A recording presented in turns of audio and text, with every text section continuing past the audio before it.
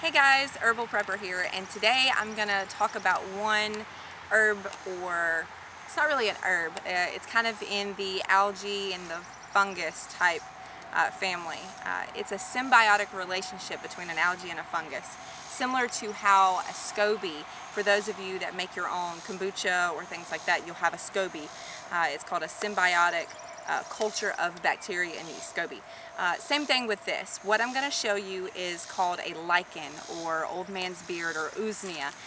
This is a highly medicinal plant, weed, fungus, whatever. A lot of people call it tree dandruff, and this is why. Come here, I'll show you. So if you zoom in here, you'll see a lot of people, this flaky stuff, they're going, oh gosh, the tree has a disease, or it's got fungus, or it's got dandruff. But really what this is it's a host for this symbiotic relationship. Now I'm going to find a nice pretty lichen for you. There's a bunch of little ones here. Okay, here's a good one.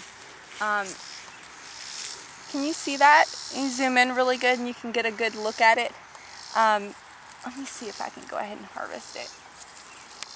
So basically guys, this right here is extremely medicinal. It's what we call a tonic in the herbal world. Now, I know it looks kind of like a creature that maybe you don't want to eat or ingest or even touch, but this, along with the dandruff-looking stuff, they're kind of grows together. So basically, what this is called old man's beard. You can hear it as witch's hair, just a way to classify an older, dried up, crispier look, which is why it's called old man's beard. There are different things that are called old man's beard, so a lot of people call moss, Spanish moss, and things like that as well. But anyway, lichen and Usnea are one of the really common names to use, but this contains usneic acid, which is a compound that is highly sought out for. So basically, you can tincture this, guys. You can actually make this into a tea, although it's not as medicinally potent when you make it into a tea. If you turn this into a tincture, using at least 100 proof, and fill this up, grab a bunch off the tree and then fill it up, fill your mason jar up, and you let it sit for a good while. Now this is kind of rough.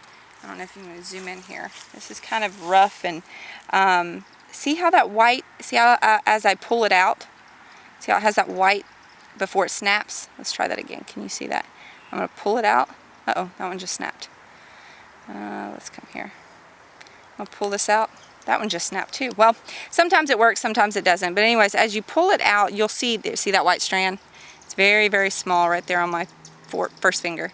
But anyways, basically what you're going to want to do is you're going to want to break this down, and you want to do it over time. Now, if you were hungry and you actually wanted to eat this, what you would need to do is similar to poke. Now, I have not done a video on poke yet. It's fixing to be ripening up, so I will do a video on that. But anyways, what you're going to want to do is you're going to want to wash this, or you're going to want to boil it, pour it off, boil it, pour it off, because you want to make this soft. I mean, you don't want to stick this in your mouth. It feels like something that maybe shouldn't be in your mouth.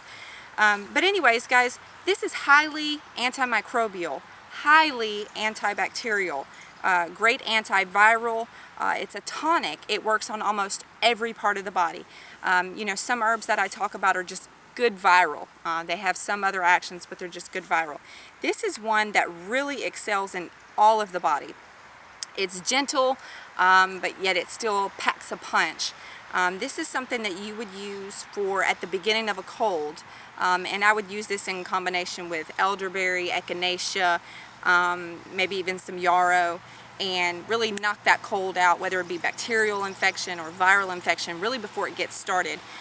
You can use this on the skin. This is prized for the respiratory system, even down into the lungs. So if you have bronchitis or something, croup, something that really is a lung or respiratory issue, Usnea is one of the first go-tos. It's if it's good for the respiratory system, it's going to be good for the digestive and usually good for the urinary tract system. So also where it is used is those two areas as well. So if you are looking around, you'll see a bunch of different ones. Let me see if I can find a couple little more. See, like here's one. See that small one? It's rather small. I don't know if the sun's in the way, but you can see the small ones. There's a few here. And basically what you're just going to want to do is you want to go around the tree and just pick a few of them off. And once you get them off, take them, pack them down in the jar. Now, a quick note. Make sure you're harvesting from a good area, because what these do is they absorb things out of the air. So if you have a lot of toxins in the air, you're going to want to stay away from that area with harvesting Usnea. Okay, so you want to come to an area that's really embedded in the woods, kind of tucked away from everything else. Now we're on private property here, so I trust this area. But anyways, guys, great for colds. Great for skin conditions, great as a tonic. Now you can use this every day. This is not one that you really want to say, oh, I want to stay away from, it's so potent.